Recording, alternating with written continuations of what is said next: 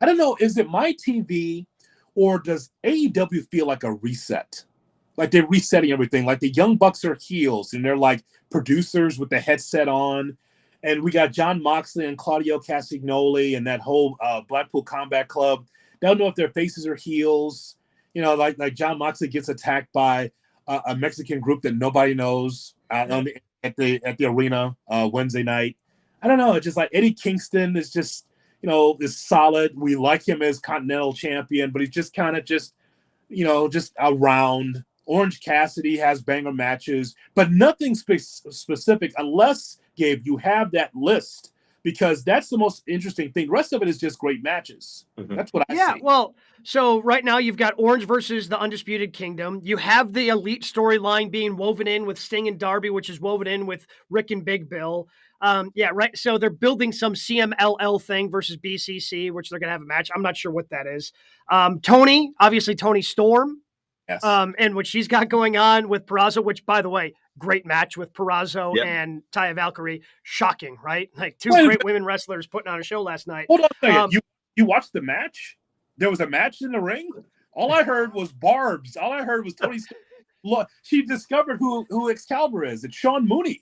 We found that out last night. It's like, what is going on? I didn't know there was a match in the ring because they missed the end of the match because they were focusing on Tony Storm. They had the camera on Tony as Ty is tapping out, which a bit of a miss. But and Tony is sort of pushing the line of a TV, tits out, talking about beads and things like that. It was a very risque night on commentary.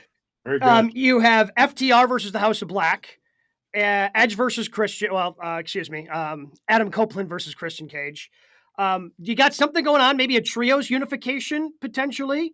With I don't know. I'm guessing that's what that's eventually going to lead to. Promo last night.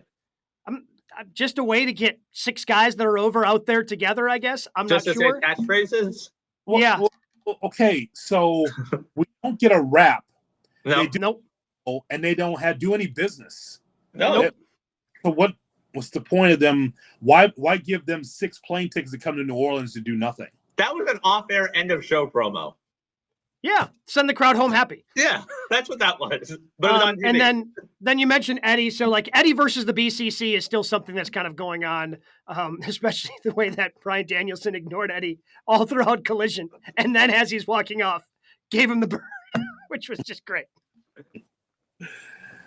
Again, they've got a lot of things going on. It's nothing's like super hot, but I think they've got some things that they can build on in the next month as we get to Revolution. That's the weird part. Like, Collision was amazing on Saturday from a wrestling standpoint, even though no one probably watched it because the Rumble was on.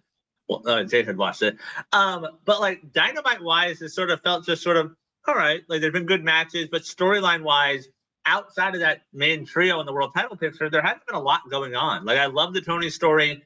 Bryan versus Eddie is always going to hook me from a personal standpoint. The rest is sort of, all right. The tag title promo last night was good, though.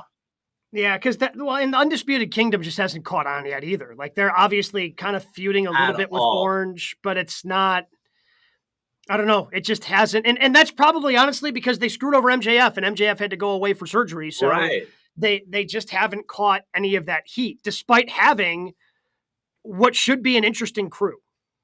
Yeah, I think the problem is that AEW, if they just had like a second or third show they can put some of these wrestlers on, then you can kind of, oh, wait a minute. They do have a second and third show. They do. They have a fourth show, too. You have plenty of ways to spread this talent. That's the whole point.